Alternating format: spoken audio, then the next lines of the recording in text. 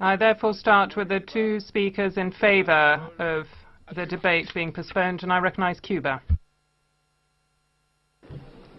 Thank you very much, President. I'm taking the floor to support the request of a motion for no action which has been submitted by the distinguished ambassador of Pakistan. We really have not received a satisfactory reply indicating that today the financial resources are available to actually do what this resolution is asking for, and there's no doubt that this is significant financing, millions in fact. We would therefore support the motion submitted by Pakistan. Thank you. Thank you to the Ambassador of Cuba. Russian Federation, please. Thank you. The Russian Federation supports the proposal of Pakistan to postpone consideration of this resolution. Thank you. I thank the Russian Federation. Now, let me go on to the list of speakers who are against postponing the debate. I give the floor to the United States. Thank you, Mr. President. First, I'd just like to raise a procedural question as to whether a no-action motion request can be put forward in the EOV section of the discussion rather than in the general comments. So I would just put that question out there and would appreciate an answer. On the issue of the PBIs, I would like to highlight for other member states that this is the practice through which all resolutions are considered. The funding is never there ahead of time. This is exactly the process for all resolutions. So that is a rather specious comment. In regards to the no action, of course, the United States opposes the motion to close debate called by Pakistan.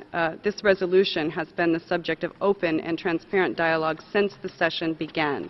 The resolution was tabled on March 3rd, the first day of the session, and the main sponsors have held 3 rounds of informal consultations. All delegations have had ample opportunity to discuss the resolution and to propose changes to it. Indeed, during the informals, a number of delegations, including our colleagues from Pakistan, commented positively at the high level of transparency we showed in openly discussing the text. The main sponsors have in fact taken on board a substantial number of changes in attempt to meet the concerns expressed by delegations, including by Pakistan. This no-action motion runs completely counter to the openness shown by the main sponsors and the working of this Council. Further, we firmly reject the claim used to justify the calling of this motion that the OHCHR cannot be mandated to carry out investigations. The main sponsors addressed this point at length during the open informal process, and this claim is clearly false. OHCHR has been carrying out investigations into alleged human rights violations since it first came into being 20 years ago. I can list those investigations. They include investigations in Colombia in 2002, Cote d'Ivoire in 2004, as well as in Darfur in Togo. OHCHR has carried out investigations following requests from the Secretary General, such as in Colombia. It also does so during its country operations. And, as in the current resolution, the Office of the High Commissioner can be specifically mandated to carry out investigations when requested to do so by an intergovernmental body, whether the UN Security Council, the General Assembly, or this Human Rights Council. And the wording of the request for an investigation by the Office of the High Commissioner for Human Rights in the current resolution is taken from previous resolution of this Council. In April 2001, at a special session on Syria, this Council specifically requested the Office of the High Commissioner to investigate all alleged violations of human rights law and to establish the facts and circumstances of such violations and of the crimes perpetrated with a view to avoiding impunity and ensuring full accountability. The language in the resolution before you closely mirrors that text and is clearly based on precedent. Further, I would note that in regards to the time frame set out in the operative paragraph that has been discussed, many states requested that a time frame be specified in the text. We chose the period of the LLRC specifically because that was the period Sri Lanka itself chose for the Lessons Learned and Reconciliation Commission investigation. Therefore, I will wrap up. It is abundantly clear that the OHCHR can carry out investigative motions. The no action motion proposed is a clear attempt, in our view, to prevent discussion on the merits of the resolution before us.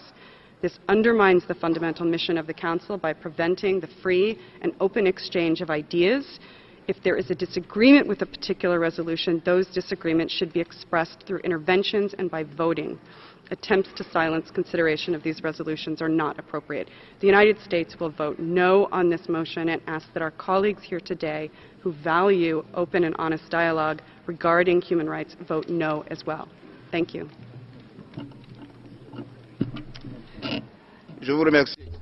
Thank you, Your Excellency.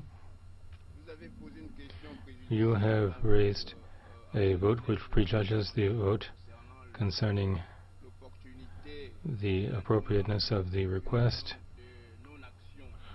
for non-action at this stage. We must say that we don't have any precedent on this, and Rule 116 is not very clear when it comes to the stages in which non-action should be requested. The only thing I can say as President is that those who are against this motion will vote against, and those who are in favor will vote in favor. Well, that's all I can say. There's no precedent to base ourselves on. So let me now give the floor to Montenegro. Thank you, Mr. President. Let me first refer to, first of all, OHCHR mandate to carry out investigation. It's clear that OHCHR can carry out investigation. It has done so on many occasions since it was first established. In some cases, it has supported investigations carried out by other bodies, especially commissions of inquiry. In other situations, has carried out this investigation itself and has done so as far back as late 1993. We firmly reject argument pertaining to the budget. This resolution, like all others before the Council, was presented during the session in accordance with the Council's procedures. The core group sponsoring the resolution fully adhered to the accepted working methods of the Council. This is core group members introduced the resolution ahead of the session, table it in a timely fashion, and engaged in consultations with all Council members regarding the resolution's text. We